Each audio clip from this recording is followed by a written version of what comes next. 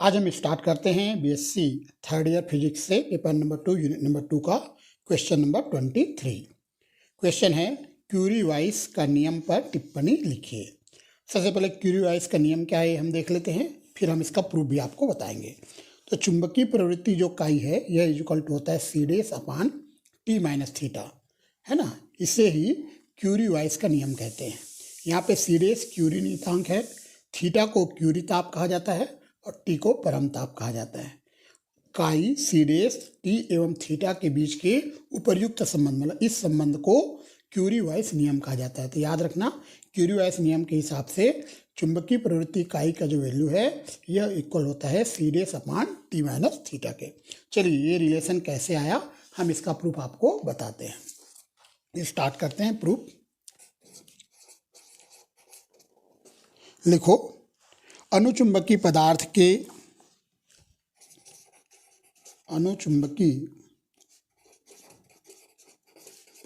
के लैंजविन के सिद्धांत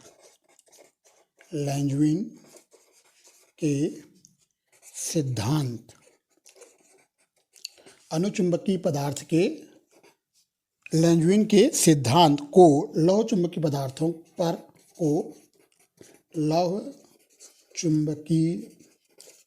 पदार्थों पर लागू करने के लिए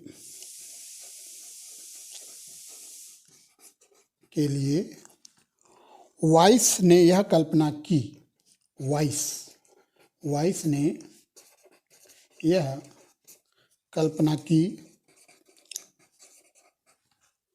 कि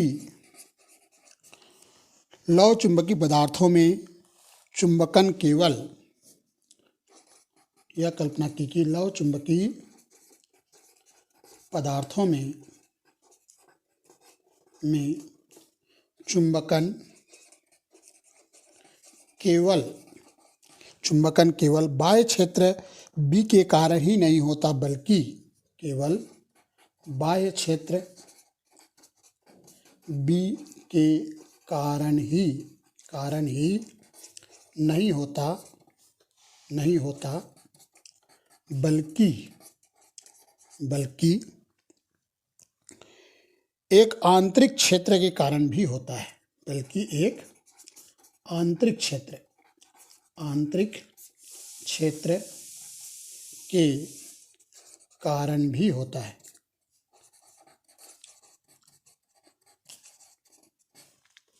तो यहाँ पे हमने लिखा है अनुचुंबकीय पदार्थ के लैंजविन के सिद्धांत को लौह चुंबकीय पदार्थों पर लागू करने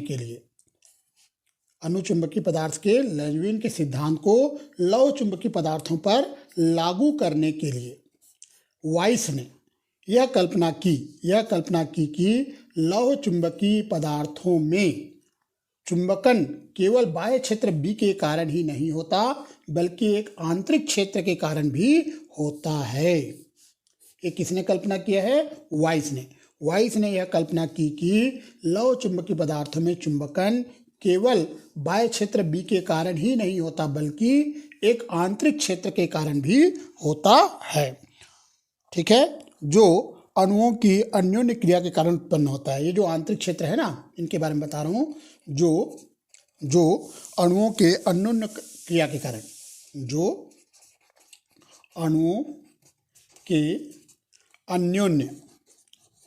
अन्योन्य क्रिया के कारण उत्पन्न होता है।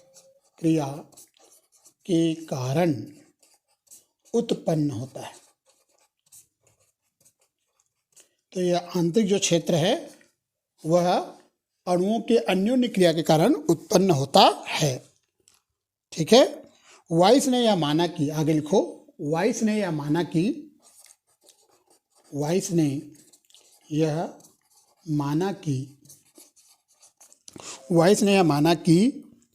यह आंतरिक क्षेत्र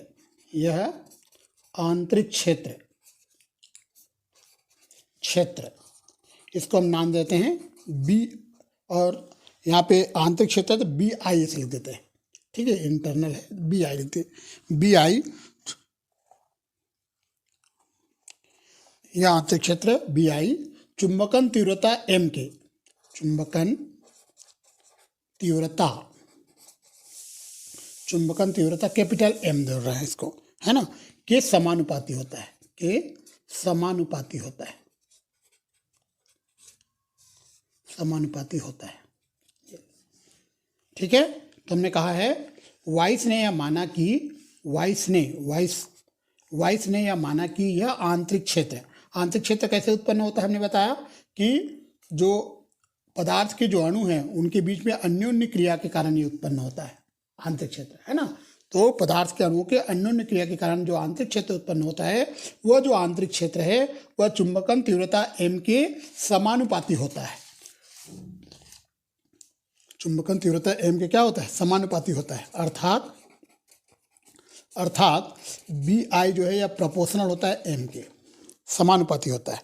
ठीक है, अगर समानुपाती का साइन हटाएंगे तो कांस्टेंट आ जाएगा। तो B I is equal to लिखो सी एम। यहाँ पर सी जो है एक नियतांक है, जहाँ सी एक नियतांक है, समानुपातिक नियतांक है सी। तो ये वाइस ने यह माना, हमें लिखा है वाइस ने यह माना कि आंतरिक क्षेत्र बी आई चुंबकन तीव्रता एम के समानुपाती होता है। मतलब बी आई समानुपाती है एम के, मतलब B I is equal to C M. ठीक है, जहाँ सी जो है एक समानुपातिक नियतांक है। ठीक है, तो इसे इस जो सी है इसे हम वाइस फैक्टर कहते हैं। सी एक नियतांक है जिसे लिख दो, जिसे वाइस फैक्टर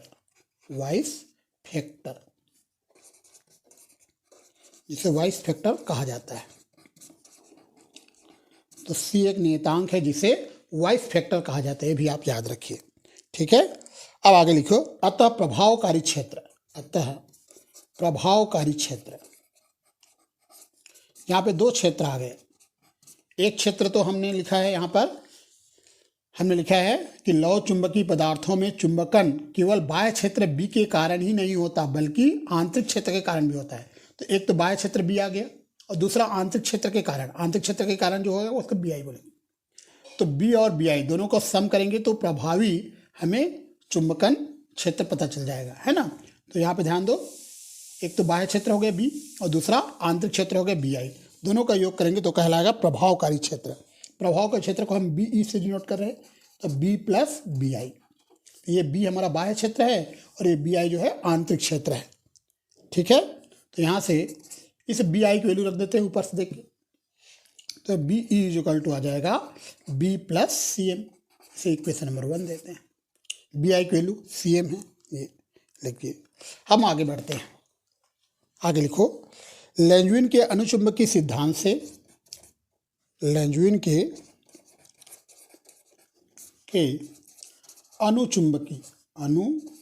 अनुचुंबकीय सिद्धांत से हमें मालूम है कि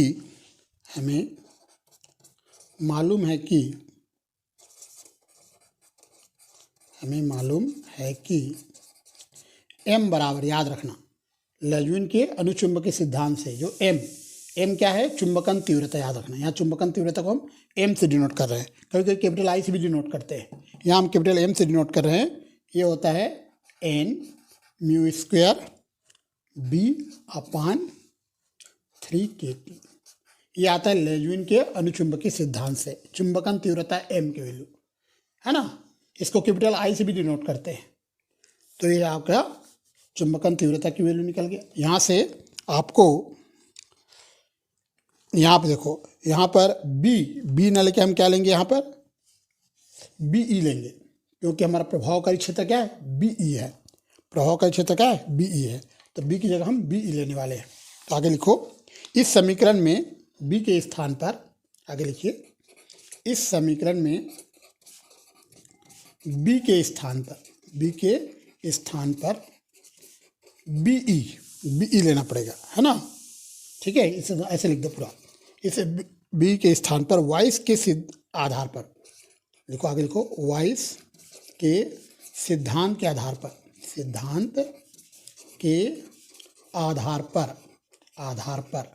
वाइस के सिद्धांत के आधार पर प्रभावी चुंबकीय चुंबकीय क्षेत्र BE लेने पर।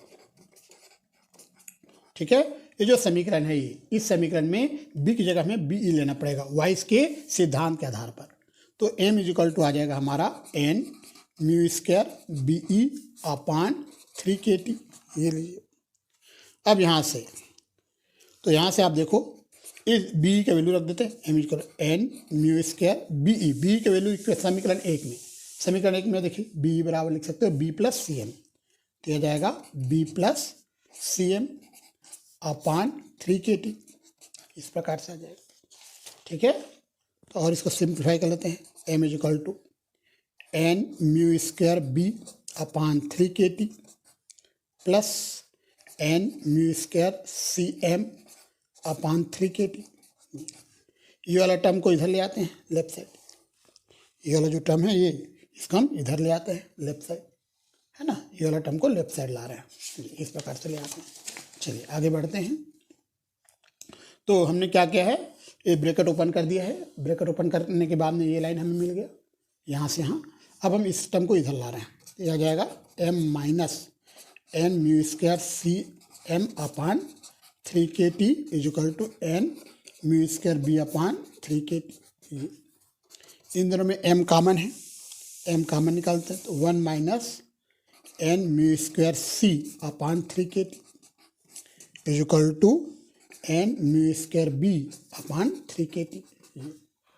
ठीक है, आगे हम बढ़ते हैं।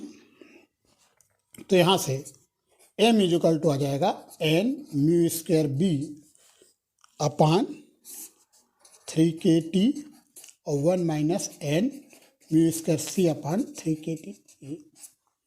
M के लिए आ जाएगा। ठीक है, यहाँ से आपको M अपान B मिलेगा N mu square upon 3kT 1 minus N mu square C upon 3kT। ये लीजिए, ये M अपान म्यू को हम बोलेंगे चुंबकीय प्रवृत्ति। यहाँ पे M चुंबकन तीव्रता है, याद रखना ना, M चुंबकन तीव्रता है, ये चुंबकीय क्षेत्र है, तो ये कहलाएगा चुंबकीय प्रवृत्ति। काई से डिनोट करेंगे, M अपान B को हम डिनोट करेंगे काई से, ये हमारा चुंबकीय प्रवृत्ति कहलाएगा काई। तो काई इक्वल टू आ गया N mu square upon 3kT 1 minus N mu square C upon 3kT। ये ठीक है, यहाँ पे लिख दो चुंबकीय प्रवृत्ति काई जो है हमारा M अपान B है ना। चलिए आगे हम बढ़ते हैं।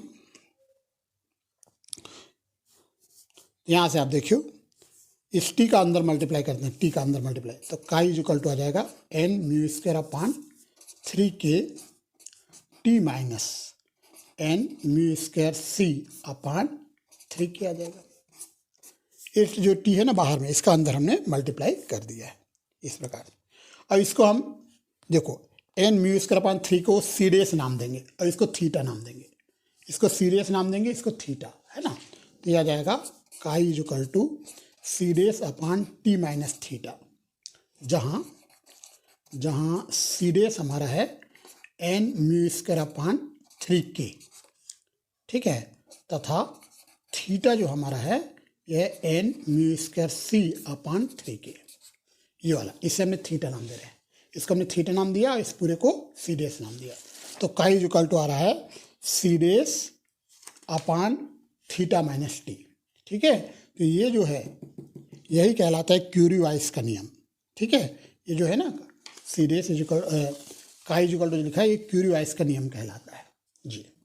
आगे लिखो, यहाँ सी डेस को क्यूरी नियतांक कहा जाता है, क्यूरी नियतांक, तथा थीटा को क्यूरी ताप कहा जाता है, क्यूरी ताप कहा जाता है। सी डेस को क्यूरी नियतांक, थीटा को क्यूरी ताप कहा जाता है, तथा काई इक्वल टू सी डेस अपान टी माइनस थीटा को, ये जो संबंध आया है ना, इसको हम बोलते हैं लौह चुंबकत्व का क्यूरी वाइस का नियम को लौह चुंबकत्व, लव चुंबकत्व का क्यूरी-वाइस नियम कहते हैं। ठीक है।